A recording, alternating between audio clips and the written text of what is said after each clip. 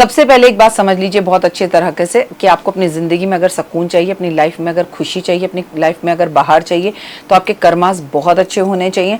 आप आषाढ़ के महीने में हो, आप सावन के महीने में हो, आप भादों के महीने में हो, आप किसी भी महीने में क्यों ना हो, लेकिन लाइफ के अंदर सक्सेस पाने के लिए आपको अपनी स्पीड को, अपनी सोच को, अपनी लाइफ को पॉजिटिव बनाना पड़ेगा और घर वालों के साथ अपने रिलेशंस को बहुत अच्छा करना पड़ेगा, तब आप लाइफ में आगे बढ़ाएंगे। पहले बताइए मेरा संसार कैसा है? ज़बरदस्त गर्मी पड़ेगी आपसे मैंने कहा था, और ज़बरदस्त गर्मी पड़ रही है।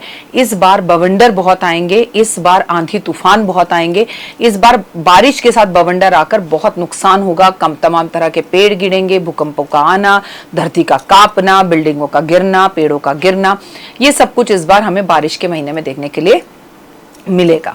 आषाढ़ का महीना जो होता है उसमें सूर्यदेव भगवान की पूजा की जाती है, शिव की पूजा की जाती है, और नो डाउट कि भगवान विष्णु हरि की पूजा करी जाती है। इसमें भगवान विष्णु की पूजा की जाती है और विष्णु के वामन अवतार की पूजा इस रूप में की जाती है, इस महीने में की जाती है। स्कंद पुराण के अनुसार इस महीने में आपको एक वक्त का भोजन करना चाहिए। वैसे तो आप हमारे जितने भी महीने हैं उसमें सब में देख लो, ज्यादातर आपको यही कहते हुए हम सुनाई देंगे या यही कहते हुए मिलेंगे कि कम खाइए, ज्यादा व्रत रखिए तो ज्यादा बेहतर है। आषाढ़ के महीने में संतों, ब्राह्मणों को अगर हम जनेऊ, छाता, भोजन, नमक और आंवले का दान करते हैं तो हमारे पितृ जो नरक यातनाओं को भोग रहे होते हैं उन यातनाओं से निकल जाते हैं, और अपने जीते जी अगर आषाढ़ महीने में हम इन चीजों का दान एक बार कर देते हैं तो यकीन मानिए कि हमें कभी भी नर्क के दरवाजे नहीं देखने पड़ते। आषाढ़ के महीने में सूर्यदेव की पूजा का विधान है। ऐसा करने से कुंडली में अगर सूर्य अशुभ अवस्था में बैठा हुआ है तो वो शुभ अवस्था में होता है। एक आत्मसम्मान आपका बढ़ता है, समाज में आपकी प्रतिष्ठा बढ़ती है, यश बढ़ता है, लाभ होने लगते हैं। और सूर्य अगर आपकी कुंडली में राहु के साथ बैठा हुआ है, सूर्य अगर आपकी कुंडली में चंद्रमा के साथ बैठ के अमावस दोष बना रहा है, तो तमाम तरह का सूर्य आपका नीच का है, सूर्य गलत राशि में बैठा है, सूर्य कम डिग्री का है, किसी भी स्थिति में हो, अगर आषाढ़ के महीने में आप सूर्य नमस्कार, सूर्य प्रणाम करते हैं और गंगा जी में खड़े होकर गंगा स्नान करते हो, आप आदित्य हृदय स्रोत का पाठ करते हैं, सूर्य को प्रणाम करते हैं, तो आप इन सब कष्ट और तकलीफों से बच जाते हैं। इस महीने में आपको लाल कपड़े ज्यादा पहनने चाहिए। इस कपड़े में लाल रंग के कपड़े में गेहूं, लाल चंदन, गुड़ और तांबे की चीजों का दान जरूर करना चाहिए, और ये सारा का सारा दान आप संडे वाले दिन कर सकते हैं।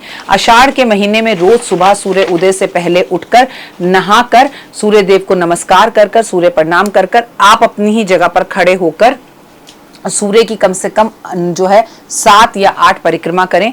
ऐसा करने से भी आपका आत्मबल, आत्मविश्वास, कॉन्फिडेंस लेवल बहुत अच्छा होता है और कुंडली में सूर्य अच्छा होता है। इस महीने की शुरुआत में जो हमारे देव हैं वो सोने चले जाते हैं। इस महीने के दौरान जो है कोई भी हम शुभ काम नहीं कर सकते।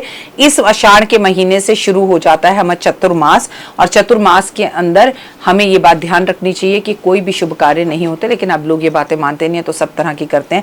इस महीने की जो एकादशी होती है, इस महीने की एकादशी पर अगर हम व्रत रखते हैं तो 88 हजार हमें गायों का दान करने का फल प्राप्त होता है। साथ साथ हमें ये बात याद रखनी चाहिए कि इस महीने में हमें स्वादिष्ट और बहुत पौष्टिक खाना खाना चाहिए।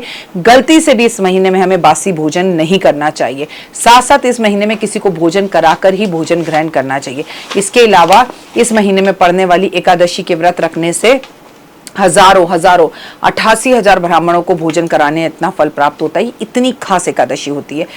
इस महीने के से 4 महीने तक मांगलिक कार्य बंद हो जाते हैं। आप अपने जीवन में अगर सुख एवं शांति चाहते हैं तो इसे चतुर्मास का महीना इसी महीने से शुरू हो जाता है।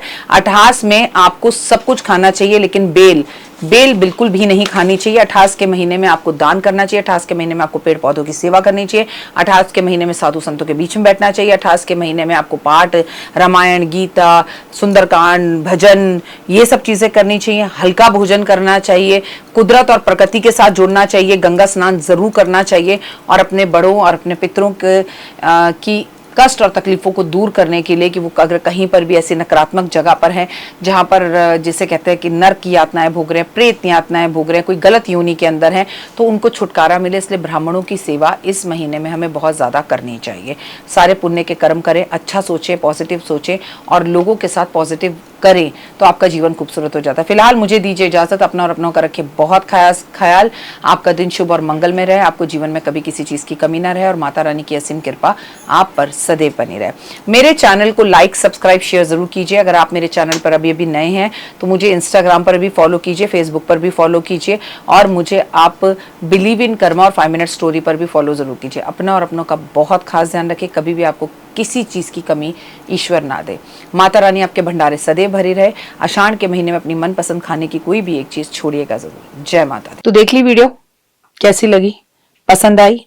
चलिए, हो सकता है किसी को पसंद ना भी आई हो, लेकिन अगर हृदय से आप इन उपायों को करेंगे तो आपका फायदा जरूर होगा। बहुत मेहनत करते हैं हम ये वीडियो बनाने के लिए, और मैं ही नहीं सब। तो अगर अभी तक आपने मेरे चैनल को लाइक, सब्सक्राइब, शेयर नहीं किया, जरूर कर लें। अगर आपको किसी भी तरह की कोई जानकारी चाहिए या आप चाहते हैं आपकी बताई हुई वीडियोस में बनाऊं, तो आप यकीन मानिए हमारे नंबर आपको सारे वॉलपेपर पर दिखाई देंगे। इन सब नंबरों पर आप हमें तुरंत कॉल करें, और कॉल कर आप हमें मैसेज करें, व्हाट्सअप करें कि क्या वो विषय है जिस पर मैं आगे वीडियो बनाऊं। आप जो विषय मुझे देंगे उस पर मैं वीडियो बनाऊंगी। और हाँ, रुकिए, जाइए मत। आप में से बहुत से लोग मेरी इन वीडियो को रोज देख रहे हैं लेकिन चैनल सब्सक्राइब नहीं कर रहे, और उससे भी ज्यादा प्रॉब्लम है कि आप मुझे अलग अलग चैनल्स पर देख रहे हैं। मेरा असली चैनल यही है, सिर्फ यही डॉक्टर वाई राखी एस्ट्रोलॉजर चैनल पर ही मुझे देखिए और कहीं नहीं। ये मेरी आपसे रिक्वेस्ट है। जय माता दी। जीवन में है समस्या, नहीं मिल रहा तकलीफों से छुटकारा, नहीं मिल रही मनचाही नौकरी, टूट गया है विश्वास, सांस से आपकी बिल्कुल नहीं बनती और खत्म हो गई है आस, भगवान से आपका विश्वास उठ चुका है।